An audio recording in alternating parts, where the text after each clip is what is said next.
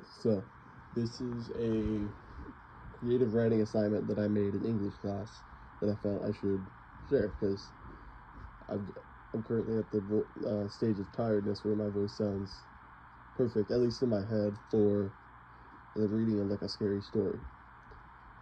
The basement door. From the ages of 2 to 18, I lived in a house in the mountains of Colorado with my parents. At least until they divorced around my 5th birthday. My dad kept me in the house while my mother took my twin sister and moved back with her parents in Florida. I never saw my mother again.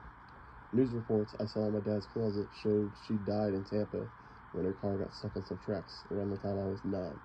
My father never remarried.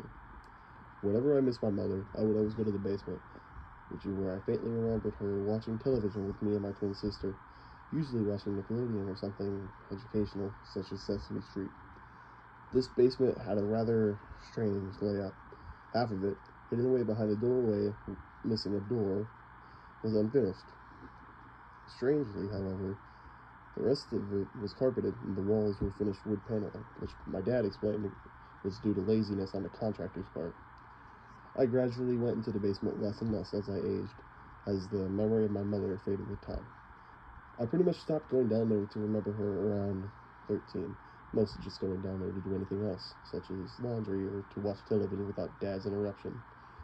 Despite living way up in the mountains for 16 years, we had electricity. When I was 15, my father tasked me with going into the unfinished section to gather some of his tools, due to a decently bad storm sweeping up his toolbox. For some context, my father is a mechanic running his own shop. Here in the Rockies, where cars have to be in good condition to scale the mountains, that's pretty essential. I hadn't really ever gone into the unfinished part of the basement, but the few times I did, it wasn't much. Just 4 crusty, moldy walls, some old junks such as workout equipment, a singular light, and a door that didn't really make sense due to any possible room beyond not lining up with the house's measurements. I never questioned it, because why would I? It's not my problem. This time, however, was different. I felt a sense of purpose in opening that door. I have no clue what came over me, but it seemed like I was required to open the door. Not thinking, I walked up to the door, reached for the handle, and what might you be doing? I spun around. Dad was downstairs now, staring at me with a mix of confusion, anger, and a third emotion I couldn't quite make out.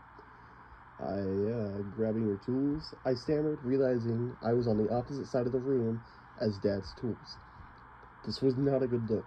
I could tell, even behind Dad's thick graying beard, that he didn't buy it. Yeah, right, get upstairs. We need to talk. Those words filled me with adrenaline, but I had no choice besides following him upstairs. As is to be expected, he grounded me and told me to stay in my room.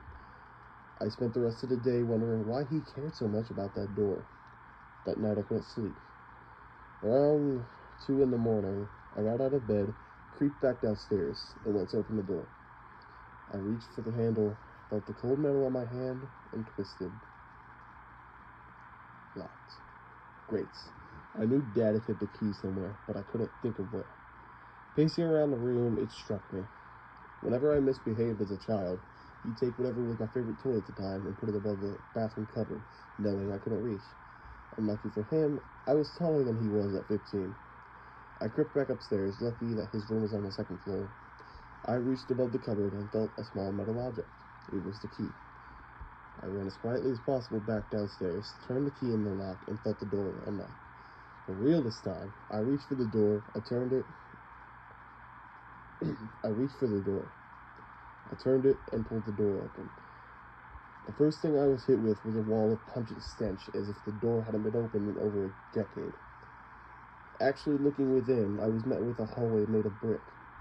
Jarring, since the room the door was in was built of concrete for the walls and floor. Without thinking, I walked in, only for the door to shut behind me. I should have expected it, knowing how many paranormal movies I've watched. My only choice now was to walk forward, not really knowing what to expect. The mere fact that there was a seemingly infinite tunnel just feet from where I was usually is. Oh, wait, I never finished that part. As I made my way down this seemingly endless hallway, I was met with the sounds of laughter. The creepy kind, akin to what you'd expect in a haunted mansion or something similar. I walked further along, growing more anxious as time went on. Whenever I got close to what I believed to be the end, the hall kept going. Then, as I reached roughly a mile in, I was met with unspeakable horror. Confusion and fear struck me as I ran the other way, the thing hot on my tail. Luckily, the door was open now, allowing me to make it back to the basement before locking the door or throwing the key down a drain pipe.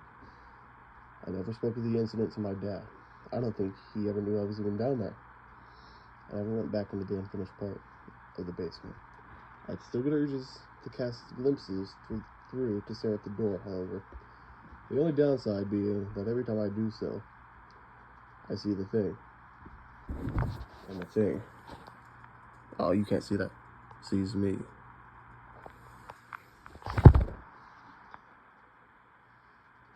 Thanks for watching. Like and subscribe, do all the things.